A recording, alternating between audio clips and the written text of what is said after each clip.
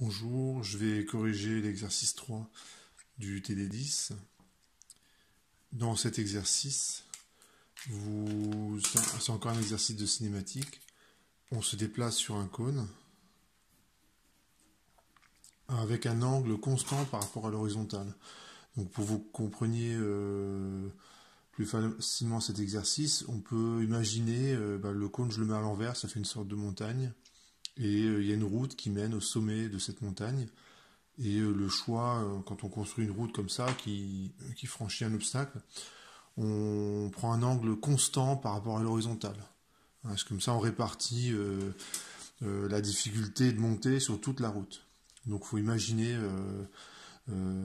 c'était plus facile à imaginer que dans l'exercice où le cône repose sur sa pointe. Alors, on peut commencer par faire un petit schéma. Et on va travailler en coordonnées cylindriques. Pourquoi en coordonnées cylindriques? Parce que le cône, il a il a un axe de symétrie suivant l'axe OZ. Donc le cône il serait comme ceci. Hop. Donc le schéma, vous l'avez. Hein. Et je prends un point M quelque part sur ce cône. Et donc pour le repérer dans l'espace, donc je définis les coordonnées cylindriques, θ, R et Z. Et l'angle alpha, je le retrouve en particulier, donc le point M il appartient au cône, je le retrouve en particulier ici, donc on a tangente alpha, c'est R sur Z. Pourquoi? Parce que l'angle, en fait, alpha, je le retrouve également ici. Donc je me retrouve avec un triangle rectangle, ici c'est petit m. Quand m, je le mets à plat, hein, le truc. Je fais une coupe en fait dans le plan O grand M Z. Et voilà. Donc on a tangente alpha égale R sur Z, et comme ça je réponds à la première question. La deuxième question, on vous demande la relation entre tangente bêta, R point, Z point, enfin quand vous lisez la question, ça sent la vitesse en coordonnées cylindriques. Bon, je ne sais pas si vous... quand je vois toutes ces grandeurs-là, ça me fait penser à la vitesse en coordonnées cylindriques. Allez, je l'écris. Ce que j'écris là, c'est parce que je connais bien mon cours. La vitesse, c'est R point, Rθ point, Z point. Alors je vais refaire le schéma, juste cette partie-là. Donc les vecteurs de base, si je les représente, Eθ il serait comme ça, E de R il serait comme ça, et E de Z il serait vers le haut. D'accord. Et le vecteur vitesse, il serait quelque part comme ça. Donc je refais le schéma en plus grand. Donc Eθ il est comme ça, E de R il est comme ça, E de Z il est comme ça. Le vecteur vitesse, allez, je le fais comme ça.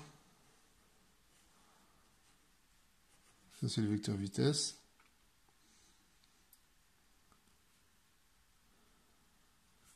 Et la composante... Et donc là, j'ai fait ça, c'est pour vous montrer que l'angle bêta, il est ici. Hein, ce point-là, il est dans le plan M, ER, Eθ qui est bien horizontal. Et les composantes de la vitesse, ça va être quoi? Si je projette orthogonalement, ici je vais avoir R point.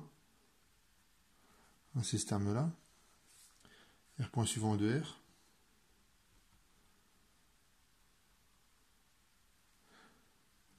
Ici j'ai Rθ point. J'ai pas beaucoup de place, allez, je l'écris ici. Rθ point.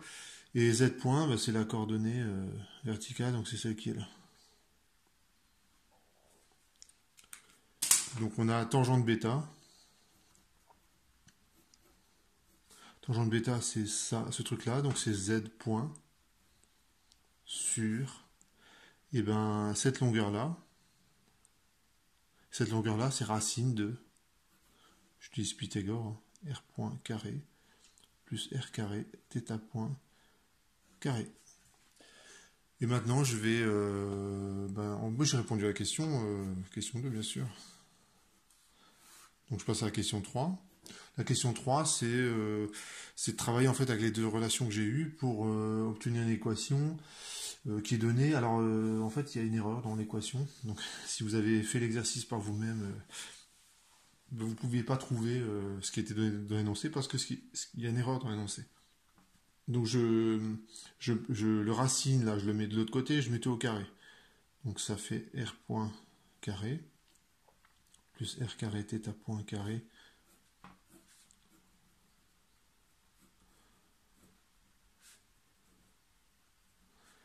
Ça fait ça.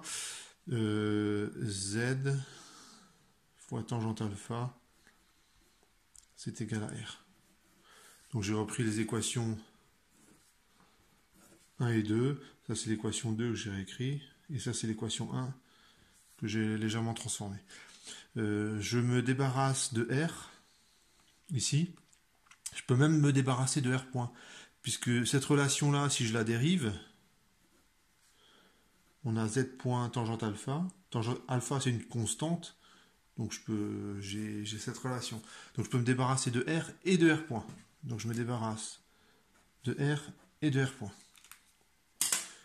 Donc je remplace. Et ça donne quoi? Ça donne Z point carré tangente carré alpha plus R plus Z tangente et du carré. Θ point, d'après l'énoncé, c'est oméga. Θ point, c'est oméga. Égale Z point carré sur... Non, je vais le garder ici. Tangente carré bêta. Et je vais isoler maintenant Z point. Hein, c'est suggéré on vous demande d'isoler Z point dans l'énoncé. Donc ça fait Z point facteur de tangente carré bêta tangente carré alpha. Donc ça c'est que du calcul. Moins 1 égale moins Z carré oméga carré tangente carré alpha tangente carré bêta. C'est que du calcul. Le signe moins, je vais mettre un plus là et je vais inverser. Ça va faire 1 moins tangente carré bêta, tangente carré alpha. Et en fait, on voit apparaître le facteur K. Donc Z point égale plus ou moins racine de Z carré oméga carré tangente carré alpha tangente carré bêta sur 1 moins tangente carré alpha tangente carré bêta. Et bien sûr, je prends, comme je prends de l'altitude, je prends Z point positif et je pose K égale tangente alpha, tangente bêta. Et on arrive... Alors c'est là qu'on voit une petite erreur d'énoncé.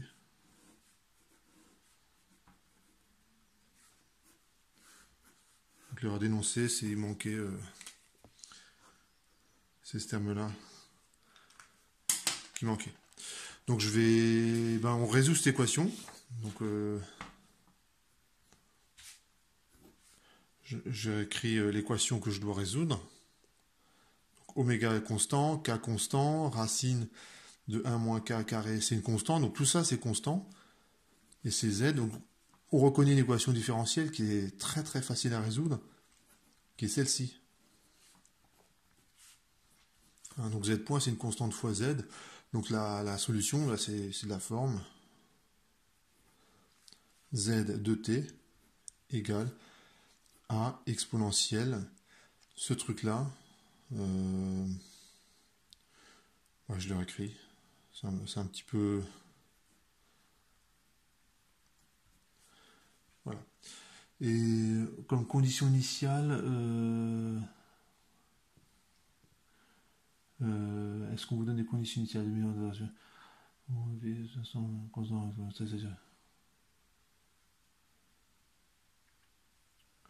Bon, on ne vous donne pas de conditions initiales, donc en fait la constante A, on parcourt rapidement l'énoncé, j'ai pas vu de condition initiale.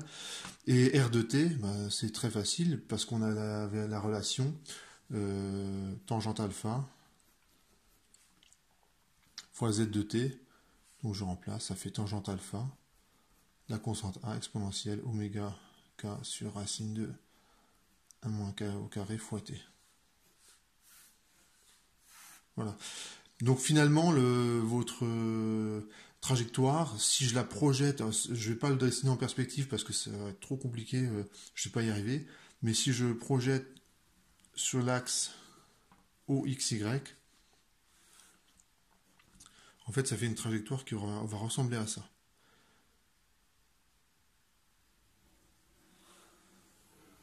Voilà. Donc on appelle ça une spirale logarithmique. C'est-à-dire que chaque fois que je fais un tour, je m'éloigne d'un certain facteur donc, qui dépend de l'angle bêta et de l'angle alpha de la distance à l'axe, au Z. Voilà pour cet exercice.